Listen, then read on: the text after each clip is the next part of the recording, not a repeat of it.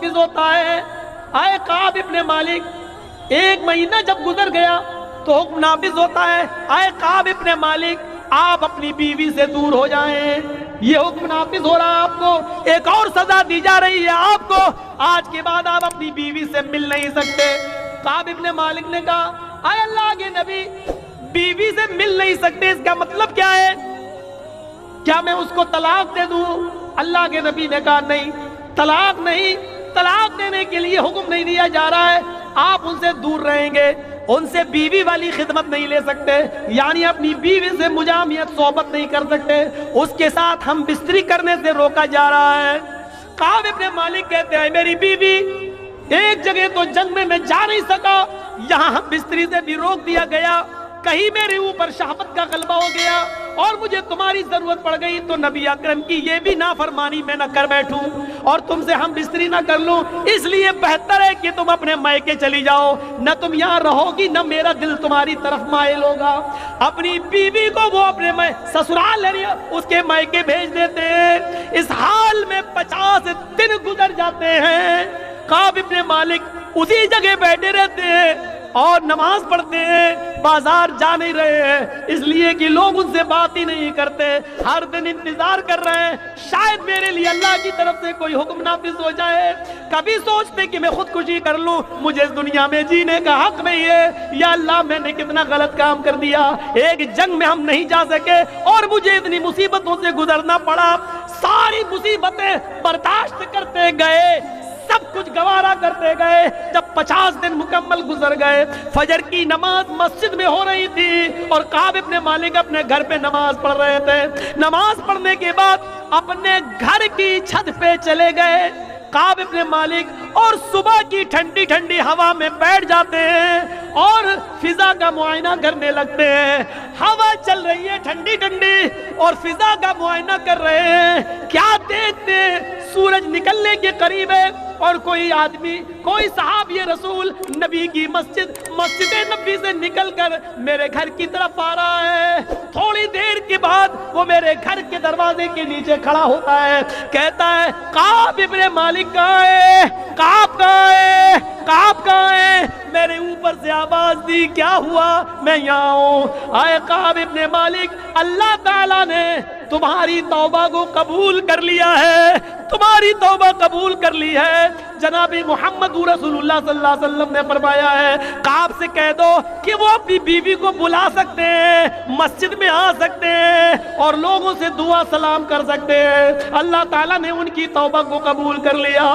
کعب ابن مالک آتے ہیں، جو چیز میں بتانا چاہتا ہوں اس کو غور سے سننا۔ کعب ابن مالک آتے ہیں، اوپر کی چھت سے نکلتے ہیں، نیچے زمین پر اترتے ہیں، کہتے ہیں میں تیزی سے مسجد نبی کی طرف بھاگا، یہ خوشخبری میں جناب محمد رسول اللہ سے سنوں۔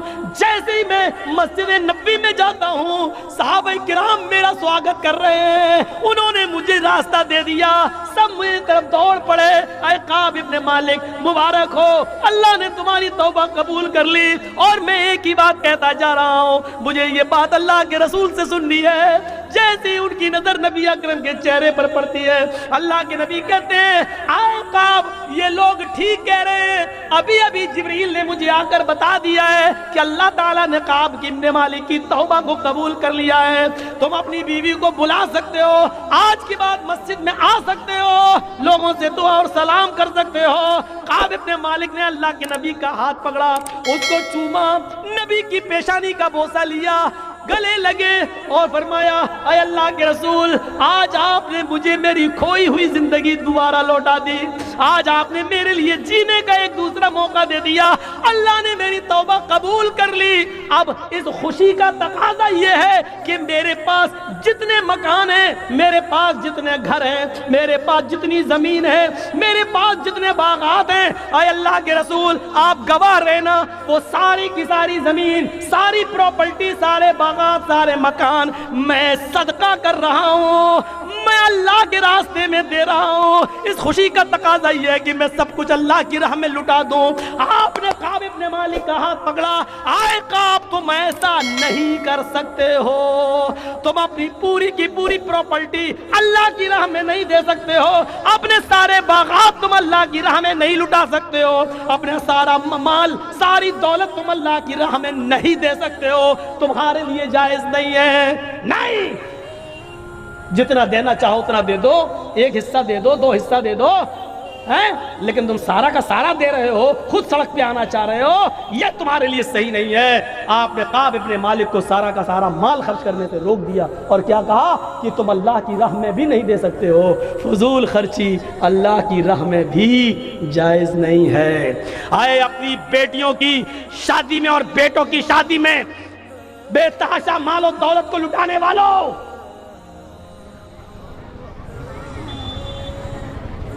हजारों सैकड़ों टन खाना बनाकर बर्बाद करने वालों, 10 और 15 लोगों के बीच में निकाह हो सकता है, 500 आदमियों की बारात ले जाकर लड़की वालों के घर में चोरों डाकुओं की तरह बनाकर लेकर खिलाने वालों, सुनो, जब अल्लाह की राह में सारा माल नहीं दिया जा सकता है तो तुम्हारी सैयारी और मक्कारी में फजूल खर्ची जायज कैसे हो सकती है?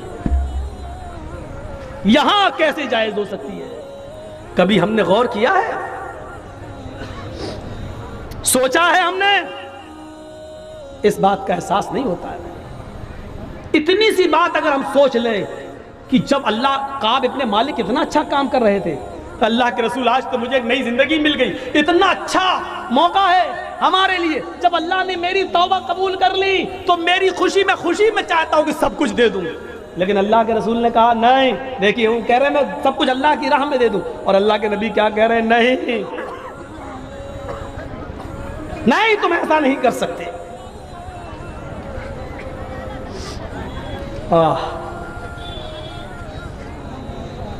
एक औरत है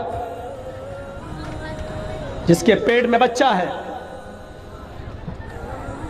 और आपने उसको तलाक दे रखी है, या बच्चा पैदा हो चुका है और वो अपनी मां का दूध पी रहा है और आपने ऐसी हालत में उसको तलाक दे दी है, तो उधर भी कुरान एक हुक्म नाफिज कर रहा है, वअलल मौलूद लहू रिज़्क़ुहुन्ना व किस्वतुहुन्ना, और लड़के के बाप के ऊपर यह जरूरी है।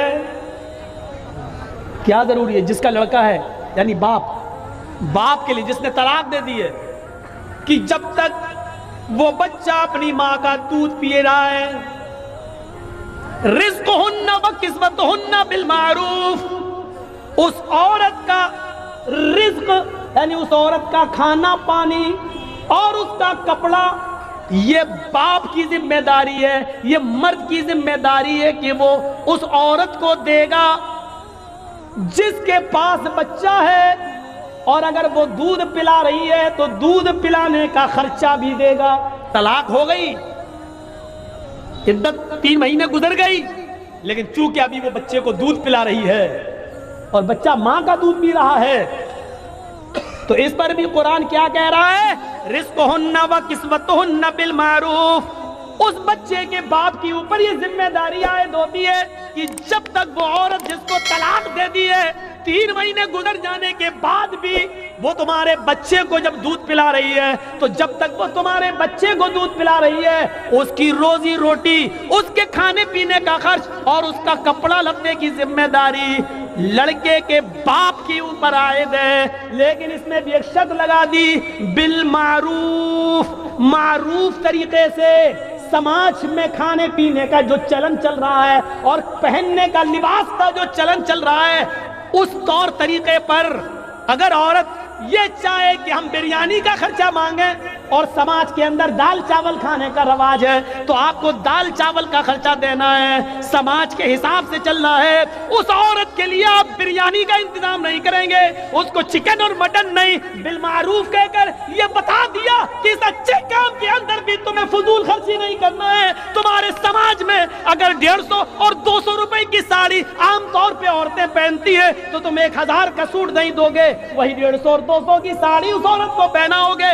इसमें फजूल فضول خرچی نہیں کر سکتے ہو. او لوگوں لڑکا میرا ہے, وہ میرے بچے کی ماں ہے, آج ہم نے طلاق دے دی ہے, وہ بچہ میرے پاس آنا ہے, اس کی ماں الگ ہوگی, وہ بچہ تو میرا مانا جائے گا, لیکن ہم چاہیں کہ اس بچے کی پرورش میں زیادہ سے زیادہ خرچ کر دیں اور اس کی ماں کو بجائے دال چاول کے بریانی کھلائیں, مرغ مسلم کھلائیں. قرآن کہتا ہے یہ فضول خرچی ہے. تمہیں اپنے سماج کے طور طریقے پر چلنا ہوگا, تمہیں اپنے معاشرے کے اور سماج کے راستے پہ چلنا ہوگا. دستور کے مطابق وہاں جو کھانے پینے کا چلن ہے وہی کھلانا اور وہی پہنانا ہوگا. تم حد سے آگے اس معاملے میں نہیں بڑھ سکتے ہو. یہاں پر بھی دیکھ لیجیے اللہ رب العالمین نے ایک قانون, ایک نیم بنا دیا کہ ادھر بھی فضول خرچی تم نہیں کر سکتے. میں وید اور رامائن اور منتروں کی طرف اس لیے نہیں جا رہا ہوں کہ وہ سب آپ سن چکے ہیں. تاریخی تقریر, اتہاسک تقریریں ہو چکی ہیں. میں سمجھتا ہوں کہ اس کی ضرورت نہیں ہے.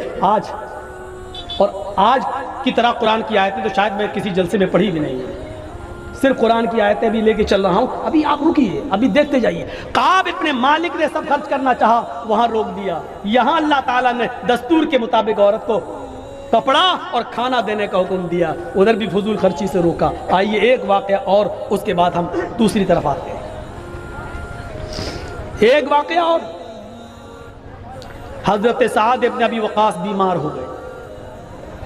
بخاری اٹھائیے, حضرت سعد ابن ابی وقاص بیمار ہوئے. اللہ کے رسول کو پتا چلا کہ حضرت سعد کی طبیعت خراب ہو گئی. اللہ کے رسول ان کی عیادت کے لیے ان کے گھر گئے. اس واقعے سے تو آنکھیں پھٹی کی پھٹی رہ جائیں گی. اللہ کے نبی جب ان کی عیادت کے لیے گئے تو حضرت سعد نے حضرت محمد الرسول اللہ کا ہاتھ پکڑ لیا اور کہنے لگے, جملے دیکھیے, اے اللہ کے رسول میری بات کو ذرا غور سے سننا. اب مجھے کئی بیماریاں لاحق ہو گئی ہیں, نہیں لگتا کہ میں اس بیماری میں بچوں گا. خیر موت و زندگی تو اللہ کے ہاتھ میں, جو آیا ہے اس کو ایک دن جانا ہے. اللہ کے نبی کہتے ہیں سعد تم جو کچھ بھی بول رہے ہو اس میں کچھ بھی جھوٹ نہیں ہے, جو آیا ہے اس کو جانا ہے. تم کہہ رہے ہو کہ اس بیماری میں مجھے بچنے کی امید